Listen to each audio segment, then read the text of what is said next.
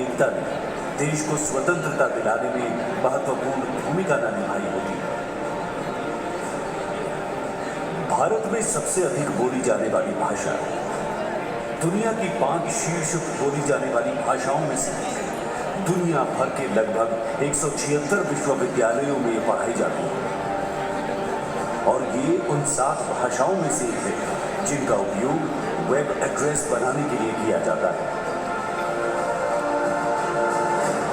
भारत की राजभाषा हिंदी। भारत आज नई ऊंचाइयों की ओर अग्रसर है। नया भारत सशक्त, आत्मनिर्भर और मानवता का मददगार है। विश्व मंच पर हमारी पहचान एक विश्व शक्ति के रूप में हो रही है और हमारे आदरणीय प्रधानमंत्री जी ने हमें विश्व मित्र का मंत्र दिया है।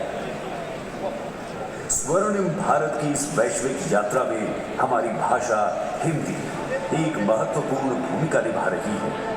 अलग अलग भाषाओं और बोलियों के बीच सेतु बनाकर उन्हें साथ जोड़कर रखने वाली भाषा हिंदी।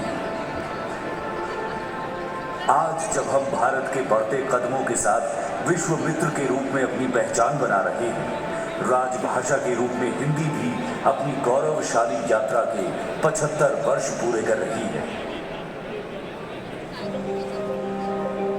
75 वर्षों का ये सफर केवल समय का नहीं बल्कि हमारी भाषा, हमारी पहचान और हमारी संस्कृति का भी है। इसका इतिहास सदियों पुराना है। हिंदी की जड़ें वैदिक संस्कृत में पाई जाती हैं। वैदिक काल में संस्कृत आर्य सभ्यता की प्रमुख भाषा थी, जिससे ज्ञान और संस्कृति का विस्तार हुआ। इसके बाद लौकिक संस्कृत का दौर आया, जिससे पाली और प्राकृत भाषाओं का जन्म हुआ। पाली बौद्ध धर्म की प्रमुख भाषा बनी, जबकि प्राकृत जैन धर्म और आम जनमानस की भाषा के रूप में उभरी। इन भाषाओं ने हिंदी के विकास की नींव रखी। मध्यकाल में हिंदी ने अपने साहित्यिक रूप को प्राप्त किया। ये वो समय था जब संत कबीर, तुलसीदास, मीराबाई और सूरदास जैसे महान कवियों ने हिंदी को अपने काव्य और भक्ति से समृद्ध किया। हिंदी साहित्य में भक्ति और प्रेम की भावनाएं उमड़ी और ये भाषा समाज के हर वर्ग में लोकप्रिय होने लगी। आधुनिक काल में हिंदी ने न केवल साहित्य में बल्कि राष्ट्रीय एकता और स्वतंत्रता संग्राम में भी अपनी महत्वपूर्ण भूमिका निभाई।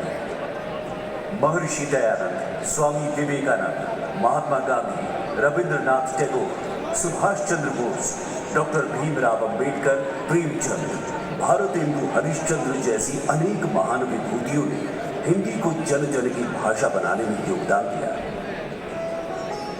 मैं अपनी झांसी नहीं दूंगी, तुम मुझे खून दो, मैं तुम्हें आजादी दूंगा। स्वतंत्रता मेरा जन्म सिद्ध अधिकार है, मैं इसे लेकर रहूंगा। अंग्रेजों भारत छोड़ो और मेरा रंग दे बसंती चोला, ऐसे नारे और गीतों की भाषा बनी ये हिंदी। गुजरात की पावन भूमि पर स्वामी दयानंद सरस्वती ने ये घोषणा की थी कि हिंदी ही वो माध्यम है जिसके द्वारा भारत को एक सूत्र में बांधा जा सकता है। महात्मा गांधी ने कहा था कि यदि देश की अखंडता के लिए पूरे भारत की कोई भाषा राष्ट्रभाषा बन सकती है तो वो केवल हिंदी ही है। सरदार वल्लभ भाई पटेल ने भी स्पष्ट रूप से कहा था कि स्वतंत्र भारत के नेता न तो विदेशी भाषा का उपयोग करेंगे, न ही दूरस्थ स्थान से शासन करेंगे। मदन मोहन मालवीय ने पूछा था, वो कौन सी भाषा है जो वृंदावन, बद्री नारायण, द्वारका, जगन्नाथपुरी चारों धाम तक एक समान धार्मिक यात्रियों को सहायता देती है? वो एकमात्र हिंदी भाषा है।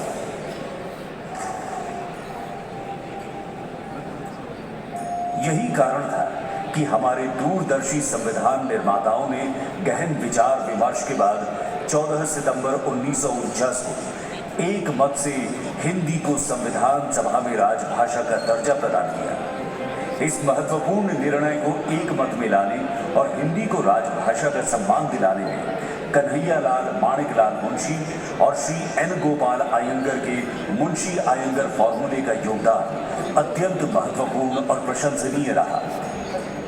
26 जनवरी 1950 को संविधान लागू हुआ, जिसके तहत हिंदी को भारतीय संघ की संविधान द्वारा स्वीकृत राजभाषा घोषित किया गया।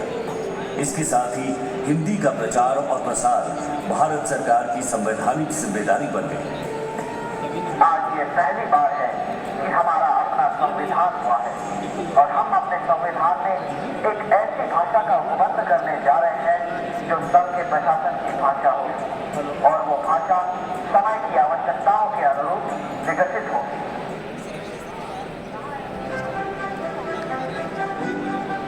इसके लिए प्रशासन, शिक्षा और विधि के क्षेत्रों में विशेष प्रयास किए जाने लगे।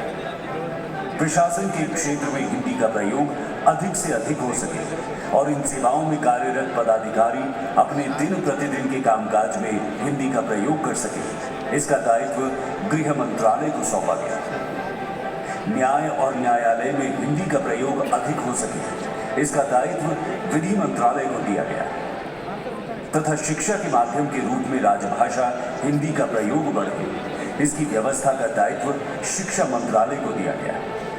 संविधान के अनुच्छेद 344(1) के तहत राष्ट्रपति जी के आदेश से खेर आयोग का गठन हुआ।